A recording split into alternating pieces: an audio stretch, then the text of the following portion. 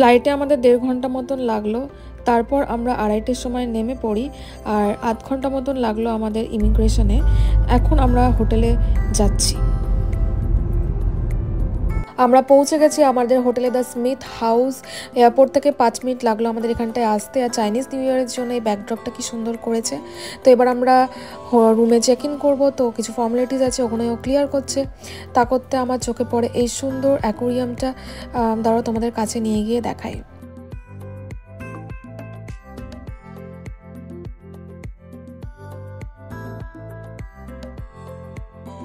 Welcome drink দিয়েছে,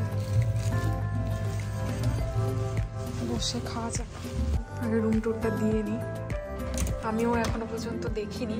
চলো একবারে তোমাদেরকেও দেখায়, আমিও দেখি। ঢুকে ঢুকেই বাঁ দিকে আছে ওয়াশরুম, স্নান করার একটা আলাদা সেকশন আছে, বেশ ভালো, বড়োর উপরে। ও এখানটাতে মিরর আছে, খুব সুন্দর। বেড, টিভি আছে একটা, সাইড ডেস্ক আছে।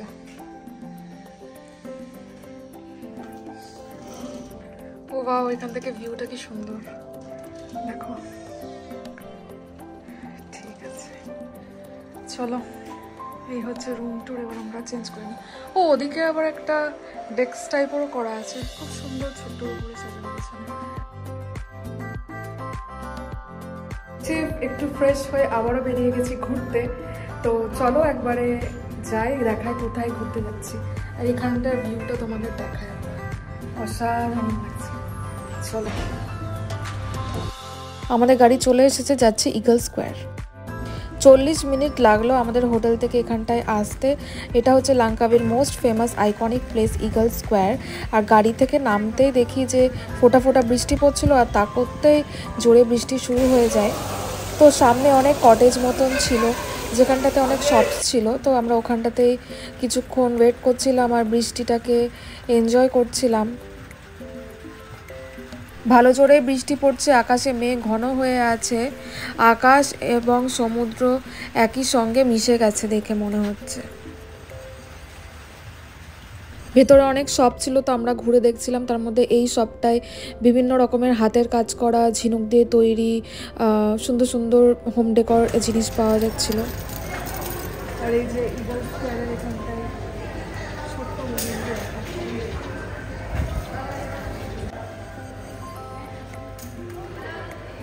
এখানটায় অনেক ম্যাগনেট পাওয়া যাচ্ছে।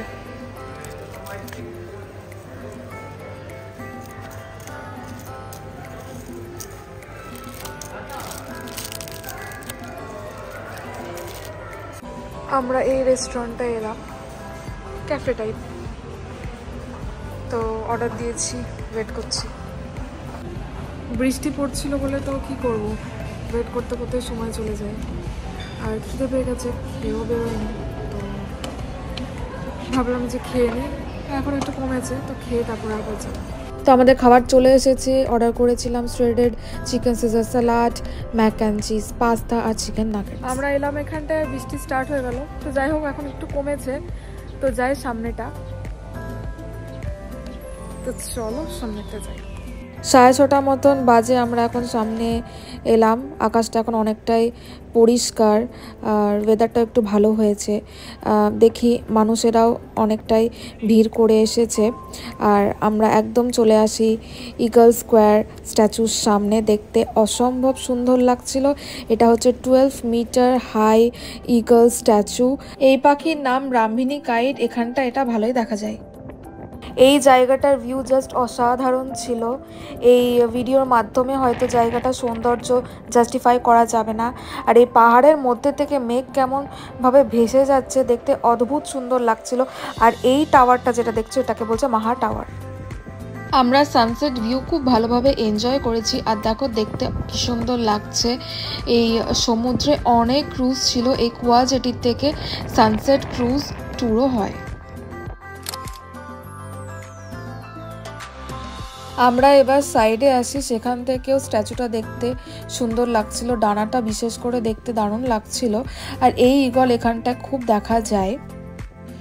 বৃষ্টির পর ওয়েদারটা এতটাই চেঞ্জ হয়ে গেছে, খুব সুন্দর হাওয়া দিচ্ছিল, আমরা দাঁড়িয়ে থেকে অনেকটা সময় সেখানটায় কাটিয়েছি। আর সানসেটটা অসম্ভব সুন্দর লাগছিল, এই ভিডিওর মাধ্যমে সেটা তোমাদেরকে পুরোটাই শেয়ার করলাম।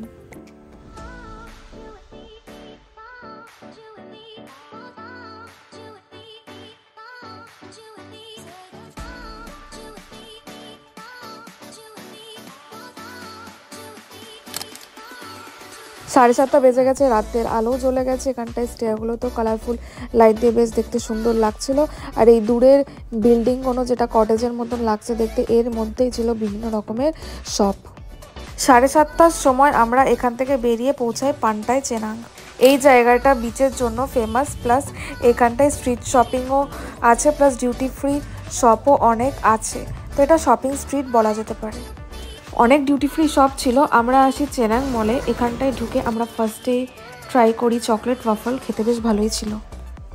তারপর আসি এই শপে, এই শপটার নাম প্যারাডাইস ক্রাফট। এখানটাতে খুব সুন্দর সুন্দর সুভিনিয়ারের জিনিস পাওয়া যাচ্ছিলো, ম্যাগনেট খুব সুন্দর ছিল, আরও হ্যান্ডক্রাফটের জিনিস, wooden finish, plus clothing, jewellery, অনেক কিছুই ছিল। তোমরা যদি এখানটাতে আসো তাহলে চেক আউট করতে পারো। আমরা নিজেদের জন্য কিছু ম্যাগনেট নিয়েছি। আর এই শপটা মোটামুটি সব জায়গাতেই আছে এখানটায়। চেনাঙ্গে এই ইন্ডিয়ান রেস্টুরেন্টে আসি, নাম সুফরা। এখানটাতে এবার ডিনার করব। রেস্টুরেন্টটা খুব সুন্দর ফ্রেম এবং পেন্টিং দিয়ে সাজানো গোছানো বেশ। তো আমাদের খাবারের দিকে চলে এসেছে, দিয়েছিলাম আলু চাট, পরাটা, চিলি পনির আর রুটি। আমাদের আজকের মতন ঘোরা কমপ্লিট, চলে এসেছি হোটেলে। আমাদের আজকের ব্লগ কেমন লাগলো অবশ্যই কমেন্ট করে জানিও। এবার রুমে যাব, অনেকটা টায়ার্ড লাগছে, অনেকটা জার্নি হয়েছে, ঘুম ঠিক করে হয়নি। তো যাই হোক, কালকে আবার বেরোনো আছে, অনেক কিছু প্ল্যান করা আছে। তো সব কিছু তোমাদের সাথে আমাদের শেয়ার করবো। আজকের মতন ব্লগ এখানেই শেষ করলাম। সবাই খুব ভালো থাকো, সুস্থ থাকো, বাই।